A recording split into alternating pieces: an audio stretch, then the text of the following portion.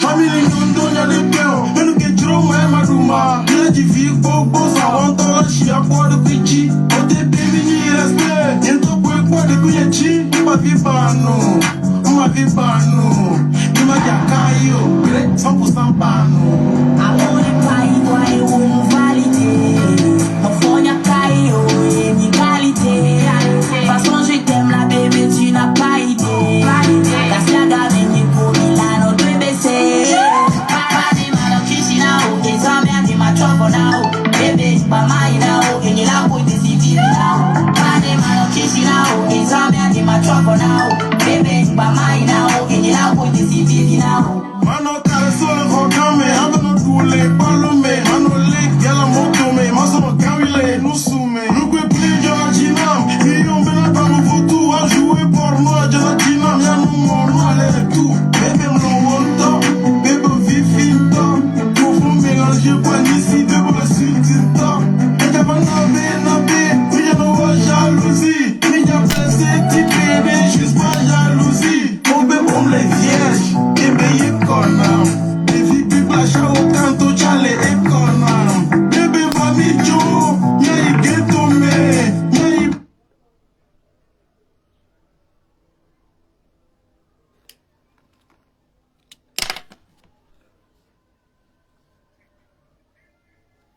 Et allô? Bonjour.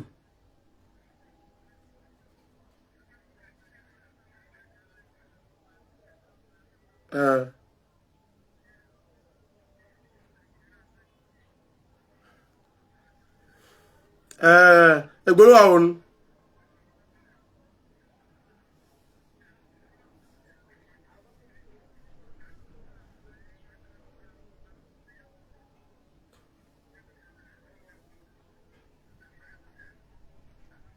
Wa gbọ́.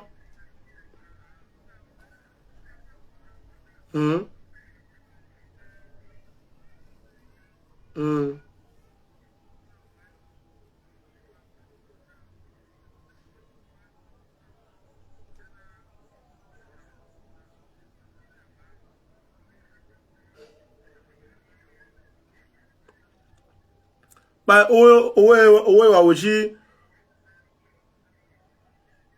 Bi allô? Bujin ore wonye gị na yawa.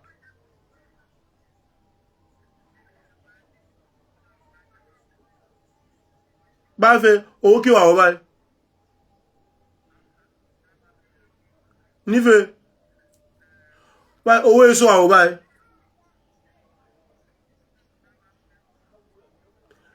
Okay. Bujin no fura go pe nfo o oko.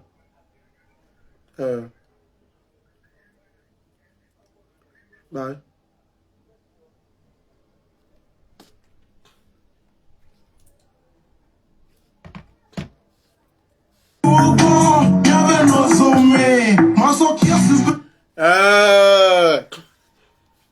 Mi tagué blogueur qu'on le France a mi tagué ou quoi. Parce que mi le France. Oh, grand frère a le France des années et top ou no vieux même pas même roi on plo de 4 TTI quoi.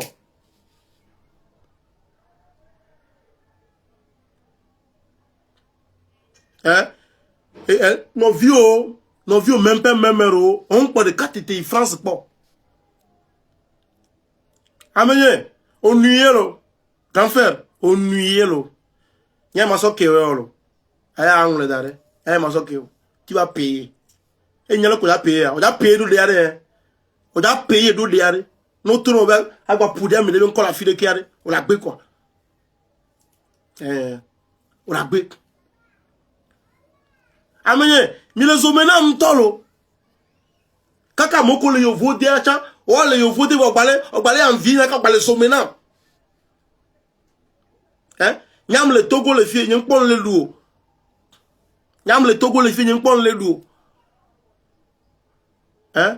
Nyam pon le luo, refait avec difficulté. Si o le yo vote to le en vie nyata le pour somena nyam nya, c'est condition que men le fie que le nyini na ma. Si autant le fond to le zim do me quoi. To le zim do me quoi. Mi tagué à mon copain ou un blogueur le France à mi tagué quoi. Mi tagué.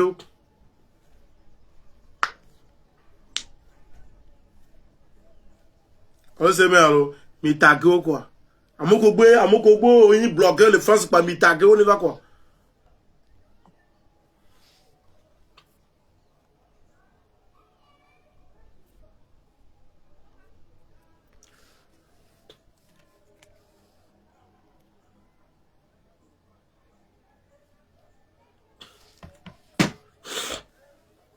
Mba me same ke gbe ni blogueur le France pa mi tagué ne ma continuer nya. A me same ke gbe ni blogueur pa mi no tagué pour mi no tagué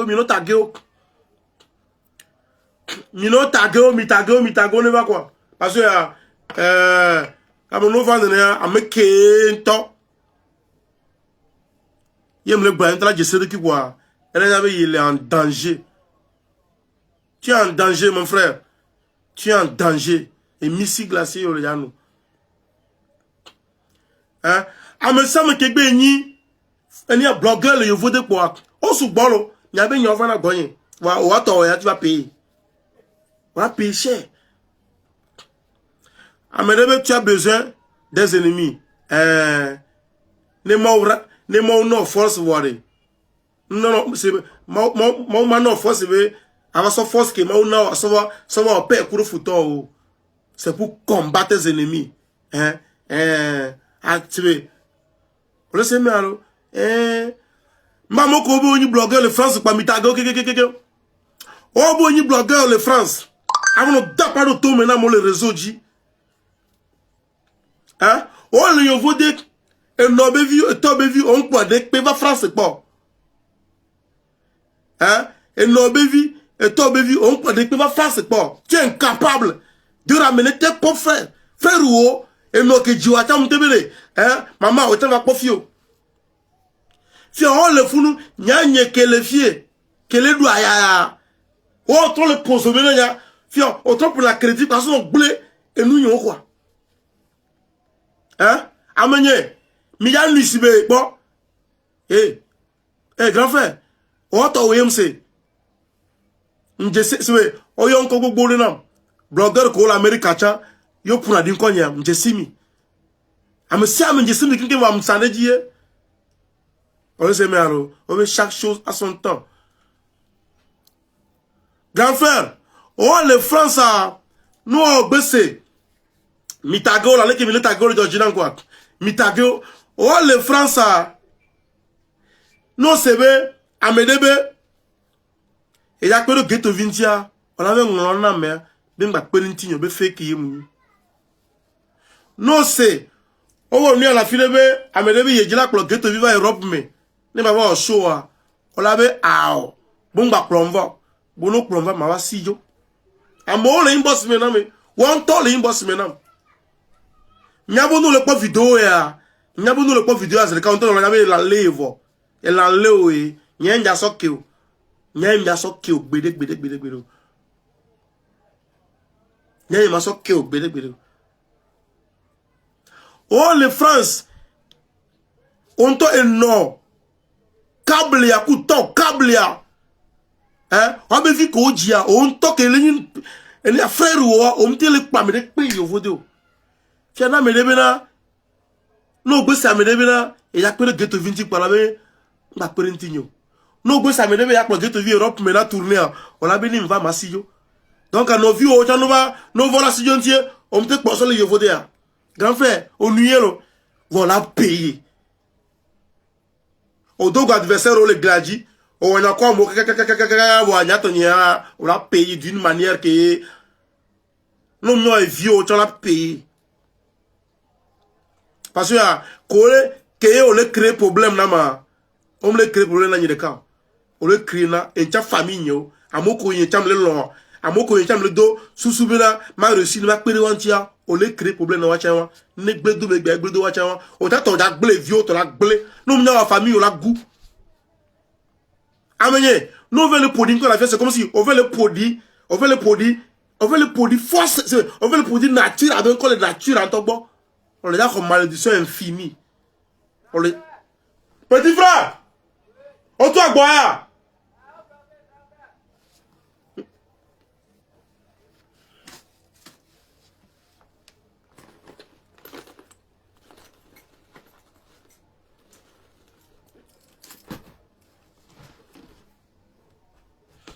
Mano.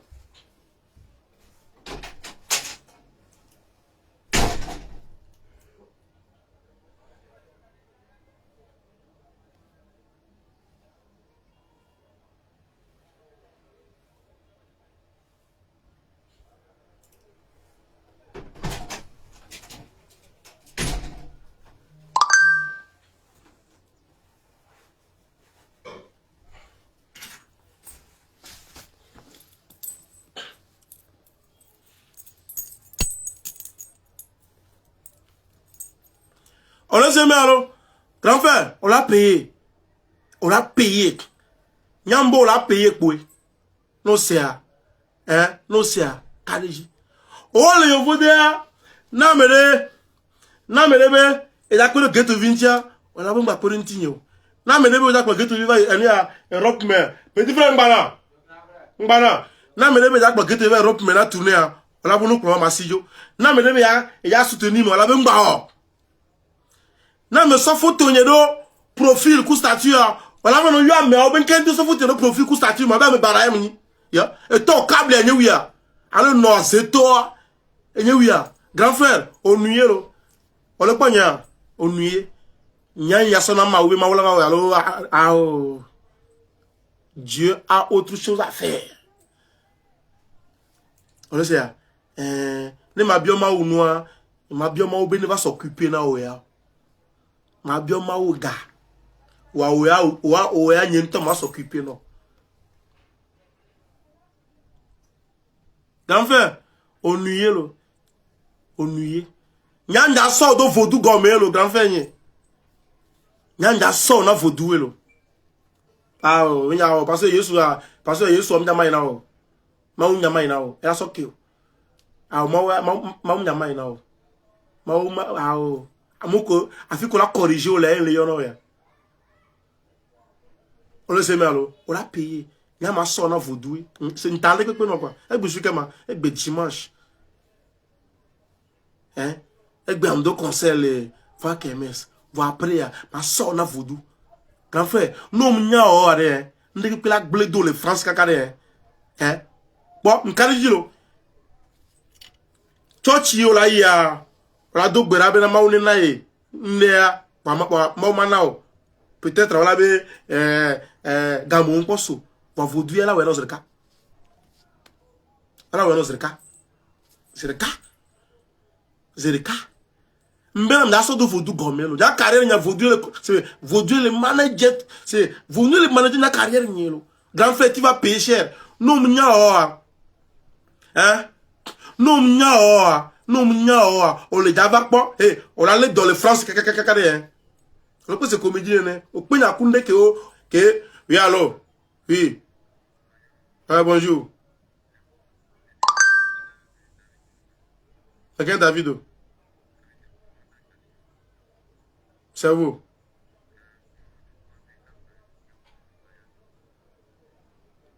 amenye le direct fia on y a même le direct yo le ya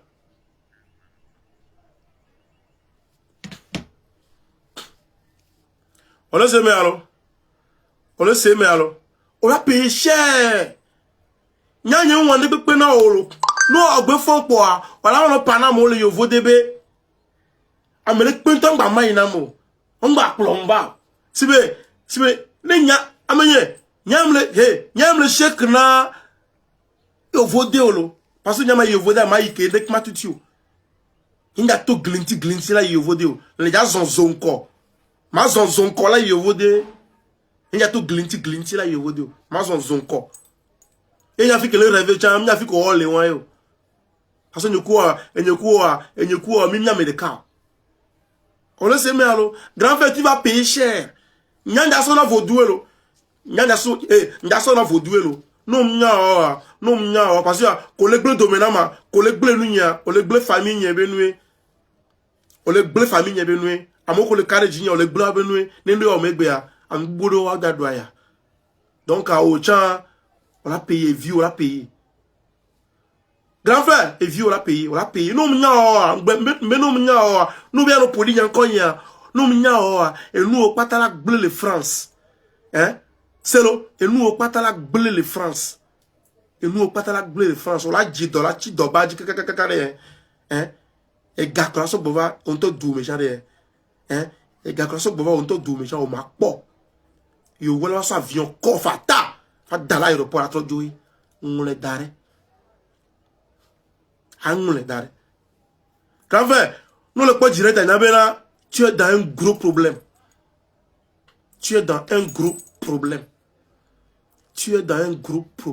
Problème que mon l'air, on ne m'aime pas. Tu vas payer cher. Yak, tu vas payer cher. Il y a sort de vaudou gomme, on te l'a senti, hein? On te l'a senti, Benade. N'jezonto. Yeah. Look, par exemple, yam le Togo, yam le Lomé quoi. Nam me dit le Lomé le fier. Be akpero, amedentile, Tchevier, alors yakpe amedentile, village de, a repé, Gleyi, à la fide, yakpe la mentine va Lomé quoi. Yam le tola m'abe, mais m'akperentio, dassi le corps me fune doya le funu. Non, c'est que je suis trop méchant. Nous, les fous là, nous la péro, artiste on dit, mais ouais, tiens, artiste, maintenant, moi, le yovode. Nous, voilà, artiste, et amigo, artiste, on bounamo. Ya ouais, parce que, artiste, on dit, yovode, donc, on dit, non, c'est que Milégia, et autres, au moment, non, mais il est matin, tout le bonano, que ce mia pour le yovode, on va n'y a bon. Hein? Qu'il y a des maladies président le Togoare. Mais il faut des pas. Fier pour bien noyer. Et ni président car ni noyer. Hein? Avec beaucoup de Togo fier pour nous réussir. Il faut seulement. Nous n'avons pas eu de minutes les réussir. Mba c'est vrai. Me le garantis. Mais pas congolais ora. Hein? On ramène auto pas le Congo. Congolais que le français on sous beau français on toja. Mais pas dans la Torah. Mais pas Londres là. C'est vrai. Affile que Londres là oui. Et tu nous conseil grâce pas où là. Mais pas la Torah. Londres là oui. Mais pas varier on a le France. Yo Togolais regardez. Nous sommes nulle part. Les millions de conseils les voda. Nous qu'est-ce que nous sommes d'abord. Parce que Togolais que le font sous bord. Mi crée un problème là miano vio. Hein? Mi crée un problème là miano vio. Oh le voda voir. Oh le voda voir. Amoukou les filles, autant les hommes non kaka, autant le tout possible. Oh tu ah grand frère nié. Ennuyé lo. Ennuyé. On l'a regretté. Économie vide quoi. Il y a le flou tag bon là. Hein? On l'a zen le conji. Hein? Économie vide que les Français on l'a zen le conji. Non on zen donc il y a me blé de cuine benya, me blé de cuine benya yo tok benye we. On l'a payé pour là. Hein trop là. Nya mo so ke wala. Hein? Nya nda so ke wala. No benye nemi ya, na bo ni nemi ya, pa na benye komi le ring me. On le sait mais alors, on l'a payé cher. Il y a encore pour Jessie de Kyo. Pour Jessie de Kyo. On l'a payé cher. Tu vas payer cher. Non, on paye cher ouais. Donc on l'a payé cher quoi. On l'a payé cher. Mais on a ma ouïe ton anan gogo. Nous avec les ballons, il y a pas de temps pour. Hein? On l'a payé. Très cher. Non, mais regardez. On a soutenu Ghetto Villa. On a même encore, on va soutenir moi. Non, mais regardez.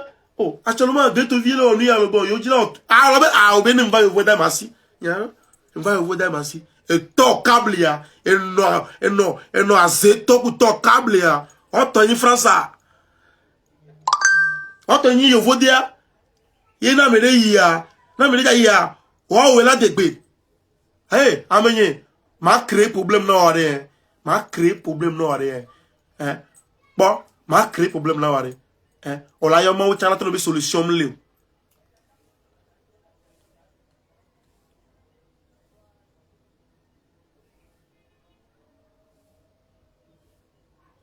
Hein? M'a créé problème non rien. On l'a y'a où tu as trouvé yao. Et yung bana.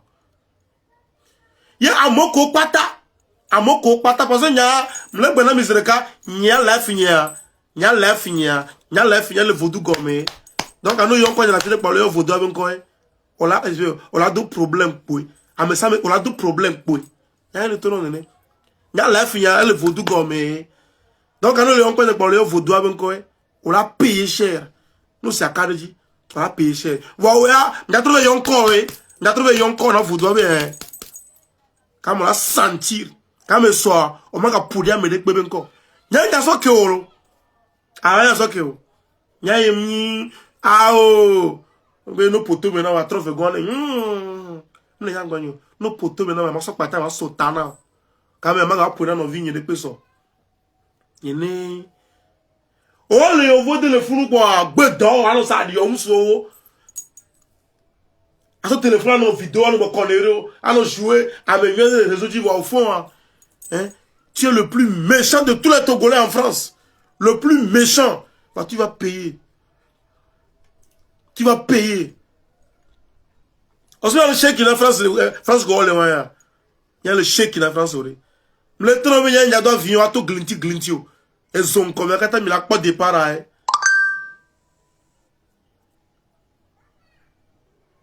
On l'a payé, grand frère. Tu vas payer. On l'a payé. Mbaya molo. Tiens mon numéro. Mbaya molo. No yom. N'importe bonjour, non, pas n'a Adisi oué. N'importe bonjour, non, pas adisi ou. Mbaya molo. Voilà. À s'apprêter. La défaite, quoi. N'importe tout là. Rien maté tout là. Rien là. Le que.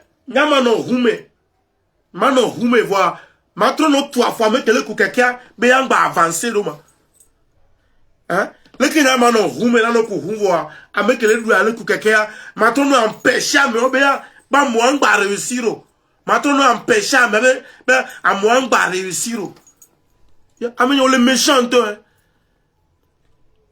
alors ben le méchant toi on les méchants toi on les voit d'apart au tombe là mauvais ni blogueur mais ni donc on va comme quelqu'un tu connais on va te ghetto ji on va ga weke et y en a last man standing il y avait tagbo kuno voilà no google ya pour last man standing après moi amelek pe mbale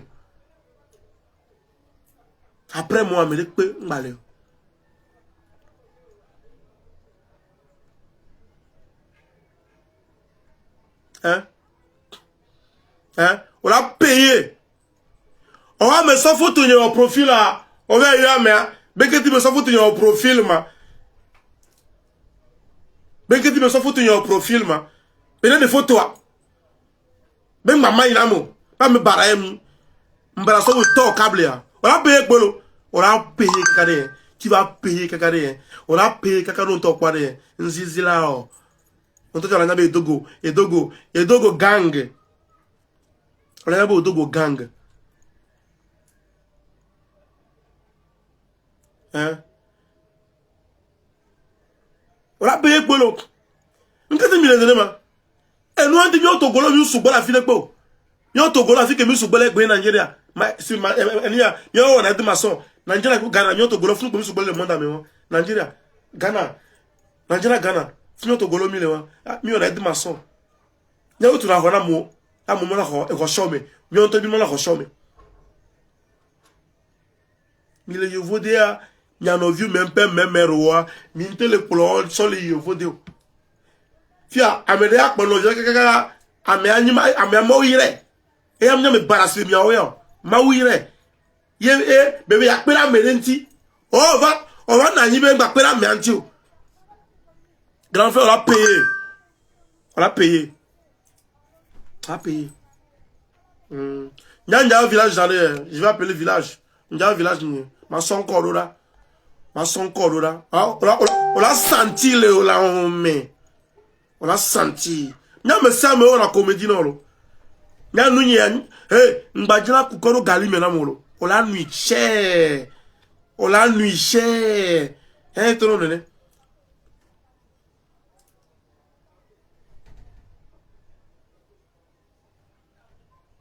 on l'a payé cher. On l'a payé cher. Amenye obunyi blogueur wa blog we. Nke ya wona o. Nke ya wona o. Nke ya wona o. Nke ya wona o. Wa ongbena hey, ongbena me kolon wa no. Ongbena me kelo, nyanja va nata me de polo. Nyanja va nata me de polo. Inya va nata me de polo. Ke mi o mindo revo. E tago kuna mi se va tomber mindo revo. Et là me dia be ya, na me déjà ya zebe reva, il veut empêcher na me amba réaliser. Ni na kata no même niveau a. Non va ya gbonyo. Et non va ya gbonyo. Voilà payer. Voilà payer. Mi sobe amenye. Hey, nya no chèque na yo vode olo. Nya no chèque na yo vode olo. Iya hey, nya va no plug bana me le ngao. Mle ja zro. Nyento.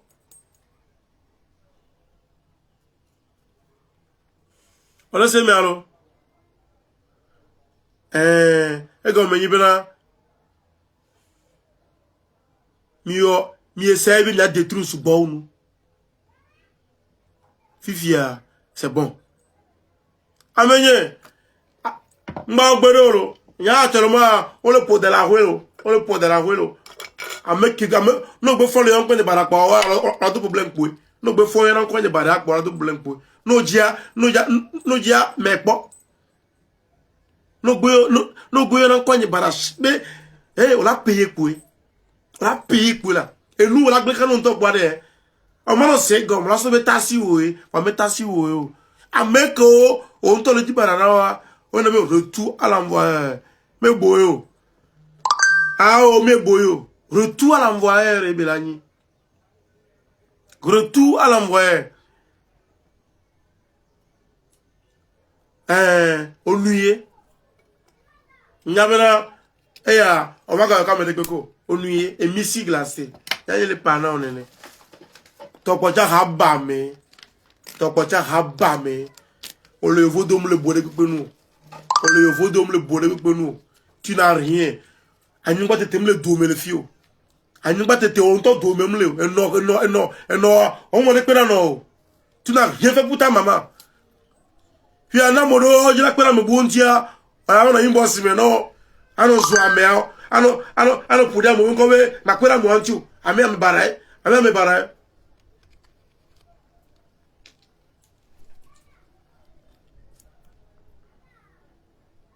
On l'a payé. Nene ya lewa. Non, oui, tu vas aller pour la payer. Parce que il m'a sorti quoi. On l'a payé. On l'a payé quoi. On l'a payé quoi. Non, on va dire pour la payer quoi. Nous sommes des pentes tomate sauvé. Nous sommes des pentes nous la nimba de la sauvé. Tant que nous n'avons pas, nous n'avons pas beau les tochants. Oh, ce téléphone pour les gens connaît. Mais ghetto vie. Nous pas maïné là. Oh, alors bah ennuyé,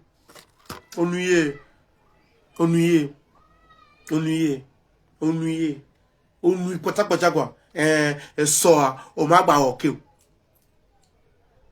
Et soa, o ma gba oke.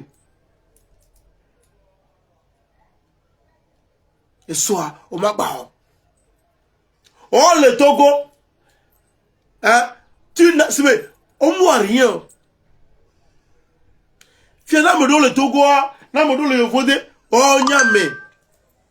Il y a Véro la militaire. Oh, Nyame. Il y a un bon cœur. Bola Kura Montia. Oya. Oh, Kena me bara voindi. Voindi.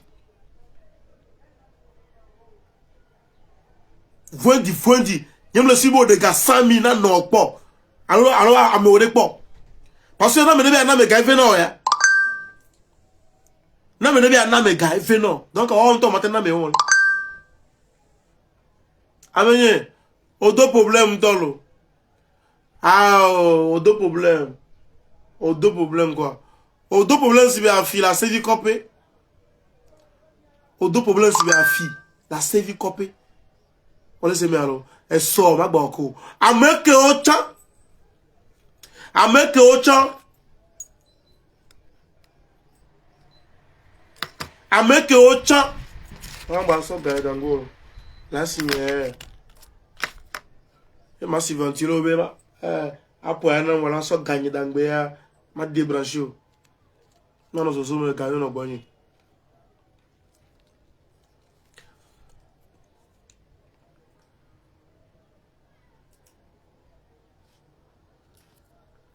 Ameke Ochan, le Yovode.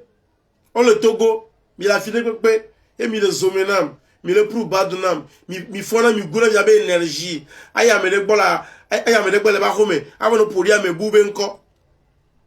Aya me de bola home. Ava no podia me bube nko. Nyo ko pata mi ona nuwana nya. Mi mule dare. Bo. Hey, mi da pay do dare. Hein? Mi da pay do dare. Nya la comédie na mi olo. Vous allez payer. On l'a payé. Non, les dotiers Roméo, ça gao, avec la cousine, on t'aime les wa. Et t'as payé pour eux, c'est payé aussi. Les gens qui ont souhaité malheur, non, m'a payé. Les gens qui ont amené la pérenture pour m'be, ah, on m'a pérenture quoi, m'a payé. Et il n'a rien. Et il n'a rien, il est immature.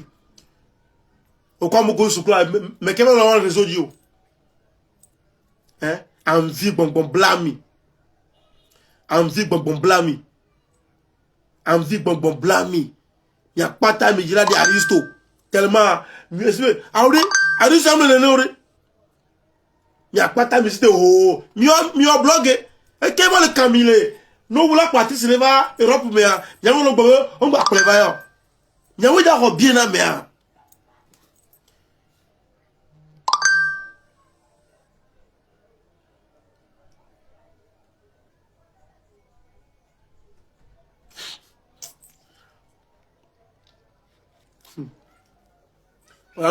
Sandé a, non, on va témoigner.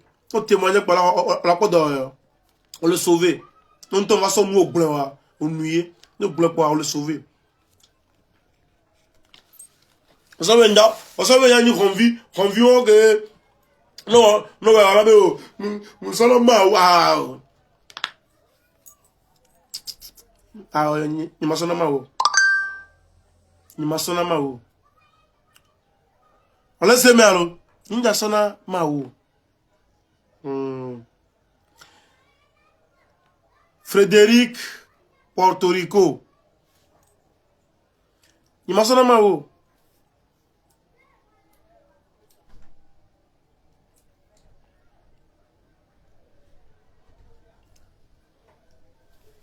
E gomede. Nyam fo yin le mai no ndojo. Nyam o le ndojo. Nyam le calculer o ndojo. Nyam le pobe na o le vodi no mama nyo ke le Togo fia. Nyam na envier mi o ko le vodi. Wa ao. Wa musu o le funu o go le envier no vi o ko le fia. Hein? O anu ya no vi o no be vi to be vi o empêcher o de réussir vo. Tu les as empêchés de réussir. Famille au métro, ou empêché, ou pas t'avoir. Fais que nous souvent, on va dire bandit. Yo, on va consisozo, qu'on est jantaji. On te donne la senti. À nous le daré. on te va sentir nyam ça mo so na comédie on lo ah ntena bi ya chapeau noir nyam ni chapeau noir nyam ni to kwa cha ha ba me ene be togo le msenya so nti o matin on te va olanya olanya ene be togo le msenya so nti o matin ka ho me baba ka ho me baba a démontrer nous vite et nous vite cuire non a calme toi oni a calme toi oni parce que bon moi on va bon yo ya to vola convion ko no na lo amoko pour de ko gba ah on ya bon ni no la payer cher et you know oni la payer mbo la payer ka no payer et so on va gba ko me de pe ko convion oni ya you know oni aola yinya wa mo bi mo no nipo la ao yinya mo bi no nipo kao ma unja wa nipo no ma unja wa nipo no la fi ko la pele a fu no ja klo yi wo e fi o po e fi o nuit e fi o ton nuit mo va le gba me de be Victor bi wa fi o ton nyo o nuit amenye ngbanana lo gbeshi olo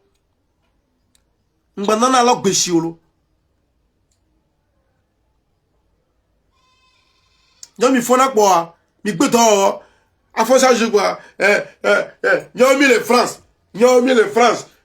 nous sommes en France nyomi le Yovodé et puis quoi ni me kore nu mena we to ni kore nu mena no ku to câble a we no le Yovodé ko ja Yovodé are amede empêcher we amede empêcher we mi awe no no futu kujena ya no fan ville réseau ji le fie ano fan ville réseau ji ko mi awe ni méchant ya we ni méchant ya we ji na bi na mo no wa jire ya ya se va réseau ji apode mi nko bi ya nya menye ko mi awe ni méchant vrai o mi o me gbogbo do mi le o bi o mi numéro yen le Yovodé mi gbe ame on to ji numéro opo o do yen na ko mi o mi to na 4G bi o le file ghetto wa me le bi o mi numéro yen mi so me na awre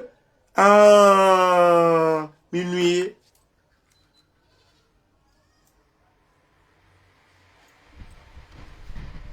on se met minuit e gomere ghetto via ma ple ghetto via o mama na ghetto view me barai yo e le uto a en se gomore e bare ko nya Nyem se gomore ghetto via mauvais ghetto via est une mauvaise personne ghetto vie s'il vient en Europe il va fuir non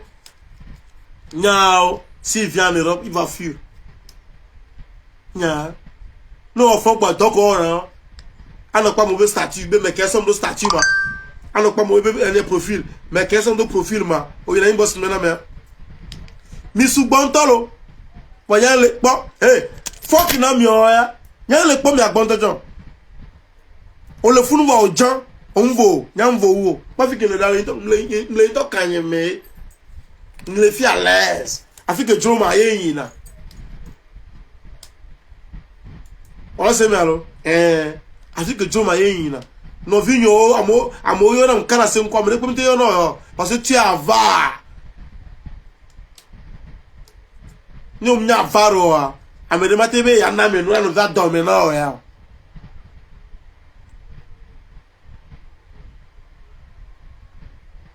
on se melo voir que on doit gosina te sona crédit e ga classe envoyer non mais maman on a plein de na doa o sona gan so mega aso no podi nyan konyele imbo so me na mo ano yi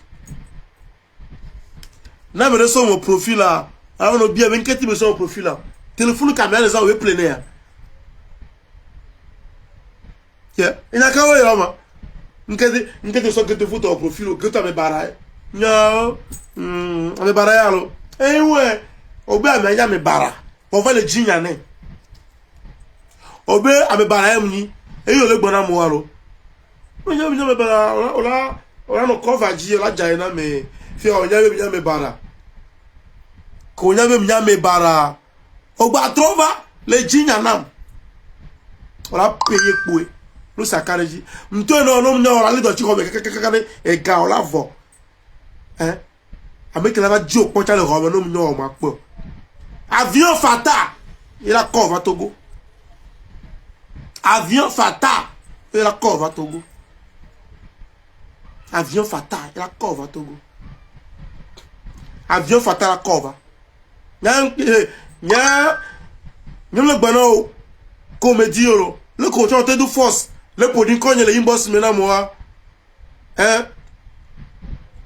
on l'a payé cher on l'a payé cher on l'a payé cher on l'a payé pour là nya que le bano voilà on l'a payé cher à s'apprêter d'arrêt faut t'apprêter dur faut t'apprêter fort faut t'apprêter fort c'est bien alors on t'entend la nyabina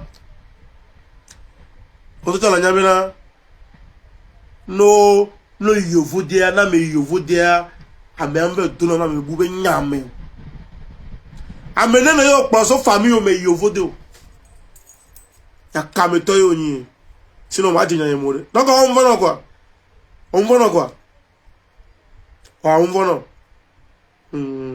vono on le pese be le kaka yovode donc la to no blamo ko le fia yovode ko le po me le amdidio amdidio quoi la senti tu vas me sentir la senti ta me soa no c'est amelebe le dakpero amelentia ko ma empêcher ko on la no mo ne perenti oh le yovode Ghetto Vinci le yovode quoi Ghetto Vinci le yovode quoi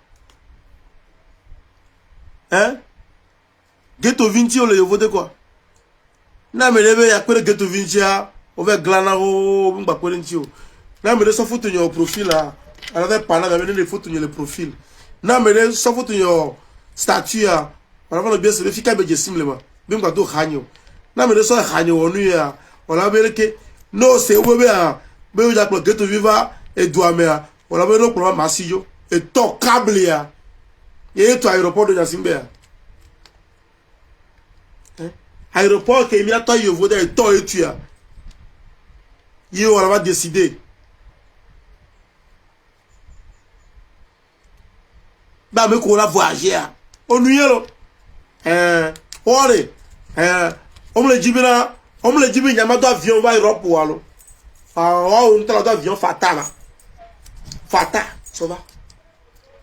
Il y a un bon de matin, on me le prouve de Dieu chaque jour.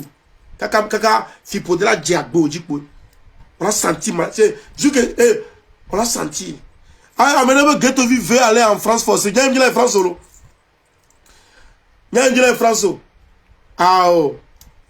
C'est, Dieu taille, c'est.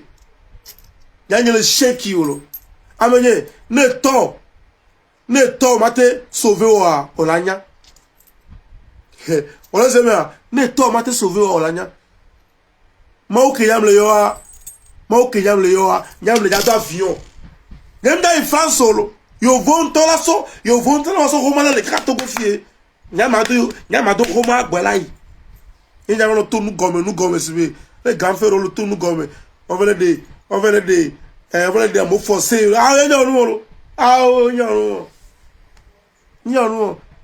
chèque qui donne la laisse le vient tolo la laisse un temps il a forcé destin il y a mais authentique il y a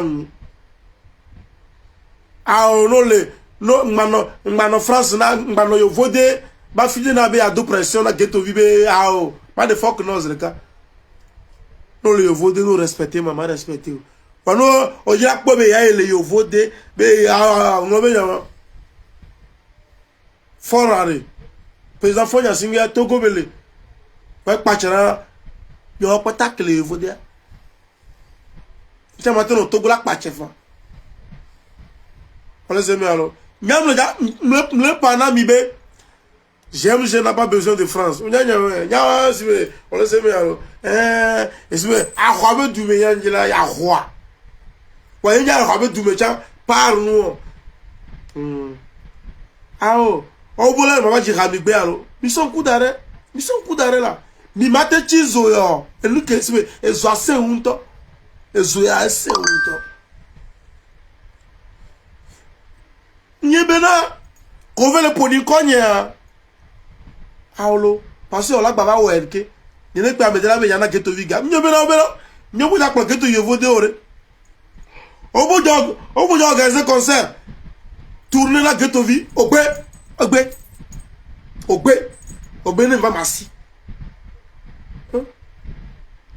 Ah, odo jintolo. Kaka on veut toucher Janta de vie à Kogo. On veut touch Janta de vie à Kogo. On sait ta mentolo. Éducation de nous. Ça m'a pas. Je l'ai dit que j'avais gagné sur bord et pas moi. Yeah. Afi que moi bien y a mis là y. J'aime alors. Bon, on l'a payé cher. Nyo me siame kegbe glole. Inbox me na me le po. Be geto via fake mi ngba na le voyage po. Mi la payé poe. Ne mi se mi ngwe dare la. Nken chengo ba le ke mi ngwe dare. Mi ngwe dare ni mi akpo mere. Nke da o mi mai. Mi ngwe dare. Hey, problème sur problème. Et ça là, il dorme, on va avec Gamboul, il dorme, on va pour le gomme. Et ça là, il dorme, on a la glitch kono. Et ça là, il fait de la glitch kono. On l'a coucou, on avait l'homme, on l'a ouamé. Et nous, fiti, là, je ne nous t'en connais. Nous, c'est là, oh. Nous, bedo gambé à créer pour le n'a pas de. Nous, bedo, de joko. Hein? On le dit, hey, on a des problèmes de mère. Voilà qu'on voulait qu'on la loi, voilà qu'on voulait qu'on la loi, mais voilà, bon, nous allons quoi? Nous m'ignorons, voilà, nous voulons voilà, nous sommes mais zozo là où?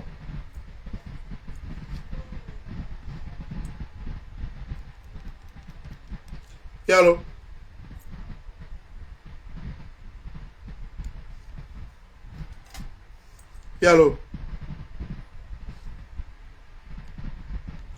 Je me laisse encore.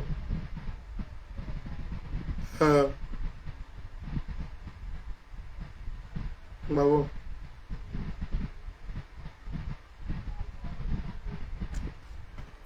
C'est nous.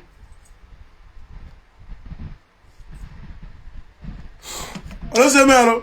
On a payé cher. Anglais à Daré. Avec Sonia Bena. Nous me sommes on a comédie coup. Et taco, hein, et taco, c'est bien, on l'a senti, et il